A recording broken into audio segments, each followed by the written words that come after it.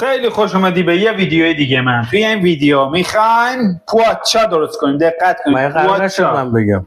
بگو بنال. پوآچای پنیری میخوایم درست کنیم، پنیر نداریم، پوآچا درست. آره پوآچای خالی. مواد لازم: آرد 450 گرم، شیر 120 گرم. فقط شیر رو دقت کنید هر شیری رو نگیرید، شیر دستشویی اینا، شیر خوب بگیرید، شیر 120 گرمی بگیرید. ولی چند تا آب همدمای محیط 145. همدم الان محیط چند درجه است؟ بزنم 145 درجه است. خب چند صد تا کم میکنیم، 7 اضافه میکنیم، 20 تا کم میکنیم، میشه 35 درجه. شکر 15 گرم، یعنی نزنی بهتره. خب مخمر 6 گرم، اون مخمره. نمک 7 گرم، اینقدر بیشتر از 7 گرم. نه من زیاد گرم. چند روزو اینجا داشت. خب روغن مایع 35 گرم. ببین نشون 35 گرم. نگاه کنیم با هم. روشن شد 36 تا. اشکال نداره. تا چاق میشه دیگه. و تخم مرغ 1 عدد و 1 پینیچ نمک. پینیچ داداش. پینیچ من بشه اون لحظه. خب والا لحظت خوبه. پینیچ یعنی وقتی با 2 تا انگشت پر نمک برم نمک میریزه. من بخوام با 2 تا انگشتم نمک برم. خب بیله. خب بعدش باید چیکار کنیم؟ آماده نشد؟ میریم برای مرحله بعد. بعد 3 روز شروع میکنیم مرحله بعدی رو. آرد و شکر و نمک و مخمر و اینا رو مخلوط میکنیم. این الان آرد بود ریخ. همه رو داریم. چاردی داداش. تایش فوت کن توش. نه بذار خوشمزه تر. خب بعدی چی بود؟ شکر رو قاطی میکنیم. شکر اگه گفتی چند گرم بود؟ نمیدونم. 15 گرم. اوه چیز زیاد داشت. بعدی نمک اضافه میکنیم 7 گرم. اوه چیه جاده. خدا رو شکر. بعدی مخمر رو اضافه میکنیم. ببین مخمر چه شکلیه؟ یه مخمر جدید تازه خوشگل. آره واسه یه مخمر چیزای دیگه هم میشه درست که ولی گفتم اینا رو نگم بزنیم. آره افرین نگو اینجا جاش اینا مخلوط کنیم با شیر. اینا شیر حتما بچه‌شو انتخاب کنید چون بزرگوار نمی‌تونن مخلوطش. خب شیر بعدی. آره چقدر شیر زیاد داریم. میگرده بقیه‌اش شیرمرغ درست.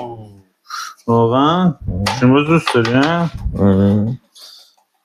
خب بذار یه ذره قاطی کنیم مخلوطش میکنیم. خیلی هم خوب. اوه چقدر خوشمزه شد. بعدی چیه؟ یا چی میخواد بخوره؟ آب میخوایم اضافه کنیم. همه رو نریزی گل میشه. آبی که همه رو اضافه نکن. یه ذره بیشتر بریز. گفتم نریز همه رو. اون رو نگرده بریزیم پای درخت. اینم حرفیه. خوشم اومد از فکرت. بعد ورز میدیم. ورز بده. از دستکش استفاده میکنیم. بسته شدیم. بذار که تموم شد بعد دستکش رو بشیم. نه بی تربیت نشد دیگه. ببین من آدم مؤدبم. وایسا در حالا که دستکش رو پوشتی وایسا در بود. شد بدم. ببینیم چجوریه. قاطی نمی‌کنی چرا؟ قاطی کن. خیلی قاطی کن. صدا تو ببر بالا هست. خب بله بوی نون داره میاد. همینجا پنیر. حالا ما اینو ورز میدیم تا مرحله بعد رو اجرای کنیم. ولی من نمیدونم تو ورز میدی. بعد از 10 دقیقه ورز دادن 10 دقیقه مطمئن 10 دقیقه ورز دادیم این شد. الان روغن رو میخوایم بزنیم که نرم و لطیف بشه، خوشحالت و زیبا. و این که بریم ببینیم چه جوری میشه. آره بخدا بابا الهی دوست دارم. ورز میدیم با روغن. بعد یه روز آفتابی دیگه ورز میدیم با روغن.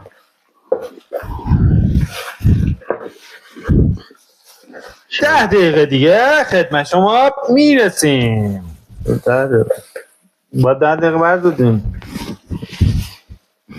خب آخه اینجوری من قطع میکنم تو 10 دقیقه بردودیم. قبول نیست میفهمن همه. کاگل ما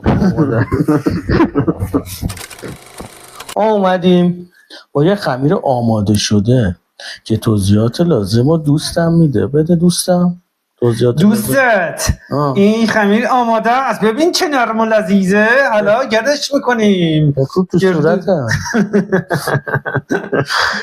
باید الان چی کارش کنیم؟ اینجا تا صبح باش بازی کنیم. نه تا صبح چیه؟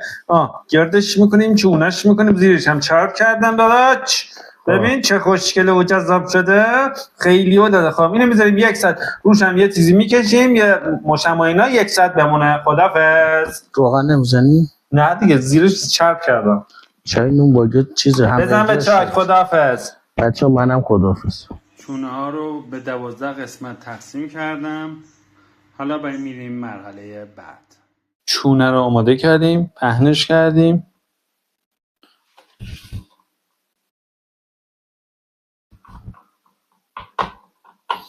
یه مقدارم کنجد وسطش میریزیم برای جذابتر شدن. بله اینجوری هست. بعد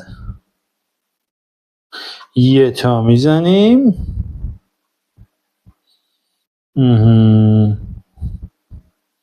دوباره ماساژش میدیم. میذاریم روی کجا؟ روی سینی که چرب شده. بله اینجوری هست. میریم بعدی به همین ترتیب. نگاه کنید ببینید چه جذابه. بعدش میگردونیم این ورکی اون ورکی، این ورکی اون ورکی. بله پهنش میکنیم. بله ببین چقدر کارم حرفه‌ایه. اصلا یه وضعی جذابیه. ببین بینندگان عزیز یه تا میزنیم و خوشگل و مشکل میذاریمش اونور. در ادامه همه رو این کارو میکنیم. توی سینی 6 تا آماده کردیم. حالا رومال چیه؟ یه دونه تخم مرغ میزنیم کامل توی یه ظرفی، یه مقدار بهش نمک میزنیم، روی این میمالیم. رومال ما آماده است. روی نونا میزنیم. نگاه کنید خیلی شیک و قشنگ و نازه، مثل یه دونه ملازه. همه نمیدونم معنی کلمش چیه، ولی خب به هر حال ببین در واژه‌هایی که من استفاده میکنم باید خیلی دقت کنید. چرا؟ چون ادبیات من به شدت از دریایی بیکران آمده است. از جایی که تو و من با هم می نگریم. نگاه کنید ببینید که آمده لای لای لای لای لای لای لای.